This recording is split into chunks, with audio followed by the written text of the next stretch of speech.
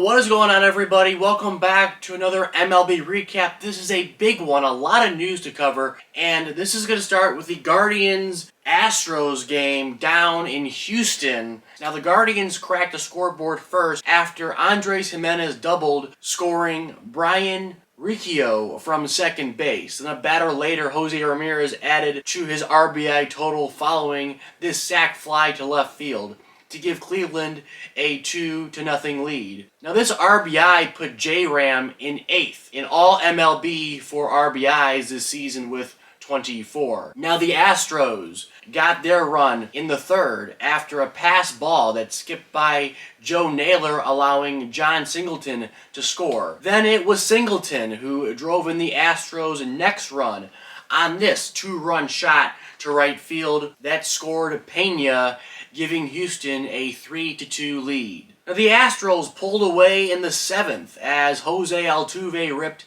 an RBI single to left field, scoring Jake Myers. Pena drove in a run after getting beamed. Yonder Diaz singled home Alex Bregman and Kyle Tucker. Finally, Singleton came through once again, plating Jeremy Pena on a sac fly out to center field.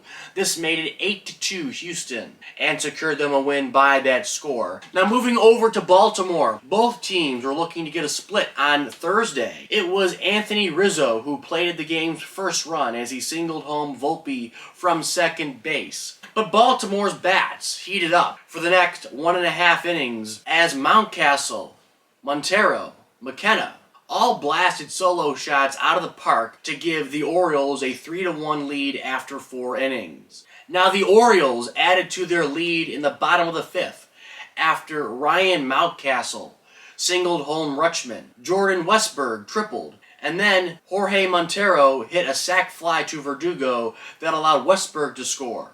It was 7-1 Birds. Now, the Yankees got their second run after Torres hit a home run out to center field to make it 7-2 Baltimore. But in the end, New York would fall to the Orioles by that score of 7-2. Now, the Cubs and the Mets were finishing off a 3-game set on Thursday. We'll pick things up in the 5th with Chicago winning 1-0. Chicago's Christopher Morel blasted a 390-foot 3-run home run out to left field to give the Cubs a 4-0 lead. Now, the Mets got to within 2 runs after a pair of RBI singles from Brandon Nimmo and Starling Marte.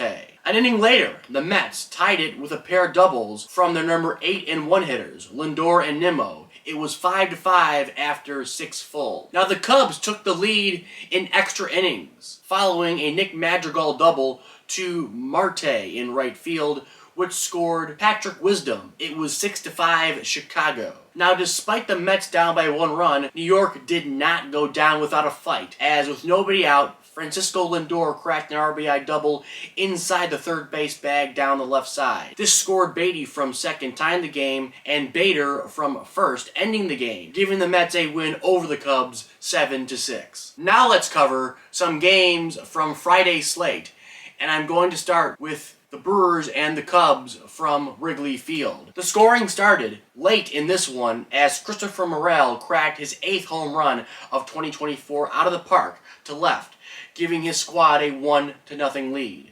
However, a few innings later, in the top of the 8th, the Brewers tied things up as William Contreras smacked a liner to left field that plated Churio from second base. Then Adames plated Contreras on a ground ball back up the middle to center field to give Milwaukee a 2-1 lead. Finally, a batter later, Bowers came through to extend Milwaukee's lead by 2 runs. In the end, the Brewers won 3-1 at Wrigley. San Diego Padres, they traded for Luis Arraez from the Marlins. This is according to Jeff Passan. It happened back on the 3rd. Now, Craig Mish said that the Marlins are getting back Dylan Head, Woo Suk Go, and Nathan Martriello in return. Now, this season for Arraez, he has 41 hits. He's batting .299, 22 runs. And of course, he won the 2023 NL batting crown on 203 hits last season. So last season,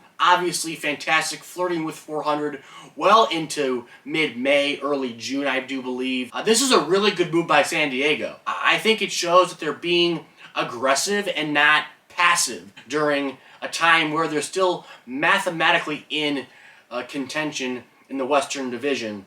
It also gives them another asset to trade away and dealt at the deadline if things don't go as planned. He will do good. I think he got like 4 hits, 3 for 3, 4 for 4 in his debut. I do believe a rise in San Diego. Out in Arizona they were playing, the Diamondbacks. So he's got off to a good start with his new squad.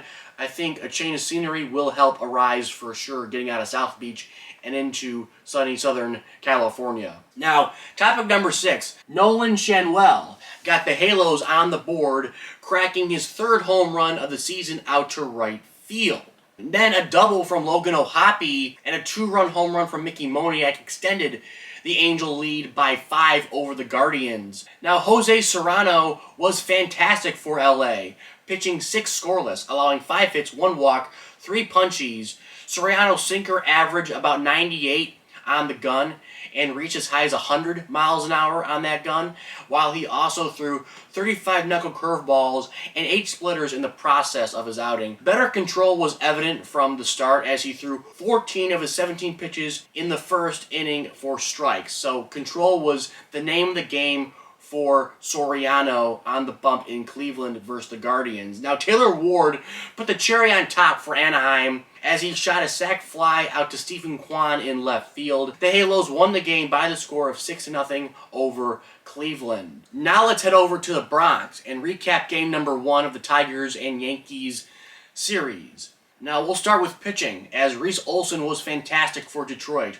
tossing 5 quality innings, racking up goose eggs after goose eggs. Detroit's righty only gave up 2 hits, 2 walks, and fanned 5 Yankees. On the other side, Marcus Stroman went a batter further and gave up 1 more hit, that being 3 hits, struck out 3, and gave up only 1 run on a bases-loaded walk to Colt Keith. Now with Judge on second, Stanton slashed a ball down the right field line, which tied the game at 1. Then, with Detroit's infield in and Verdugo on third, Rizzo hit a ball past a diving Ibanez over at second base to drive in the winning run for New York. The final was 2-1 at Yankee Stadium. Now moving on to Saturday, the Marlins got a whooping from the A's at the Coliseum with a 2-0 lead for the green and gold. The Oakland Athletics added some insurance in the 3rd as Brent Rooker and J.J. Bleday both went yard to give Oakland a 7-0 lead. Then a few batters later, the A's drove in more runs thanks to a Torrio 2-run single and another Rooker home run to put Oakland up by a dozen. Now the A's offense did not dwindle despite a 13-1 lead. This is because in the 6th, Brett Harris blasted a solo shot over the left field wall, and then in the 7th, Bleday doubled, plating the A's 16th run of the game. And finally, the A's put the cherry on top after Butler hit an RBI single, scoring Toro, and Shane Langoliers hit a 3-run home run as well. This made it 20-3 Oakland, and the green and gold would win 20-4. Now over in KC, the Rangers put up 7 runs in the first 3 1/3 innings. Garcia got things started via a sac fly in the first. Then Evan Carter tripled 2 more runs. And a pair of singles from Lowe and Garcia in the 4th made it 7-0 Texas. Now the Royals, they scored 2 runs on a pair of RBI singles from Renfroe in the 5th and Pasquantino in the 6th to make it 7-3 Texas. Now skipping over to the top of the 9th, the Rangers made sure they solidified a victory as they scored 5 more runs in that inning alone. A triple from Josh Smith, a single from Travis Jankowski, a double from Tavares, an RBI groundout from Simeon, and a Ezekiel Duran single all made it 15-4 Rangers as they would win by that score. Now we have another high-scoring affair from Dodger Stadium as Atlanta took on LA. Max Muncy got the Dodgers on the board first via a solo shot to center field that traveled 412 feet. Then, the next inning, Ohtani got in on the home run fun, blasting his 8th bomb of the season out to right field, extending LA's lead by 3. In the fourth, Andy Pages started the scoring for LA again via a home run to left center field, making it 4-1. The Dodgers continued their onslaught with a collection of RBI singles from Ohtani, Freeman, and Smith, making the game 7-1 Dodgers. After the Braves scored in the sixth via a RBI groundout, Max Muncy responded, cracking a fly ball to right field that left the yard. Then Betts singled home Pages and Outman, making it 10-2 LA. And finally, in the eighth, Max Muncy sent his third home run of the night out of the park. Can you believe that? Solidifying a 11-2 Dodger win. Now back to Yankee Stadium, where the Tigers were trying to tie the series up.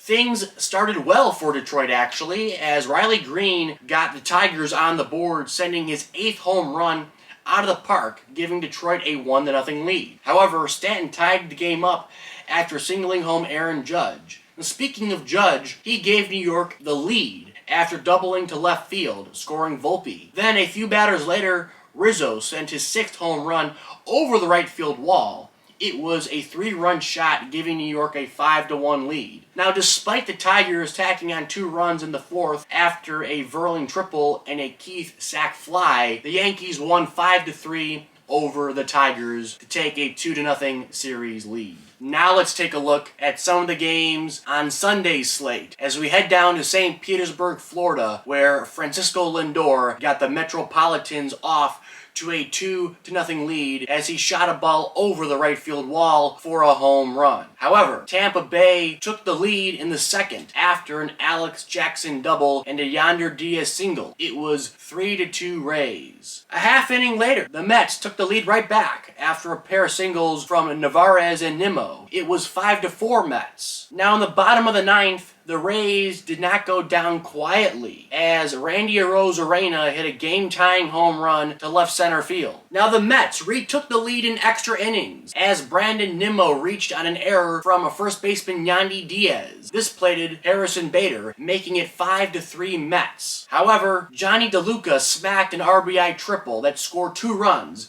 giving Tampa Bay a 7-6 victory. Now let's head over to Philly, where the Giants scored first after a Michael Conforto double that scored Lamont Wade Jr. Now Mundo Sosa tied the game on a soft single to second base, making it 1-1. An inning later, Philly tacked on 2 more runs, following a Harper home run and a Bryson Stott double. It was 5-1 Phillies. Now San Fran got close as Thairo Estrada hit a solo home run in the 7th, and Reitz did the same thing in the 9th to get the Giants within 1 run. However, the men in orange and black would fall 5-4 to Philly. And that's all I got. Please like, please comment, subscribe, and as always, I will catch you guys later.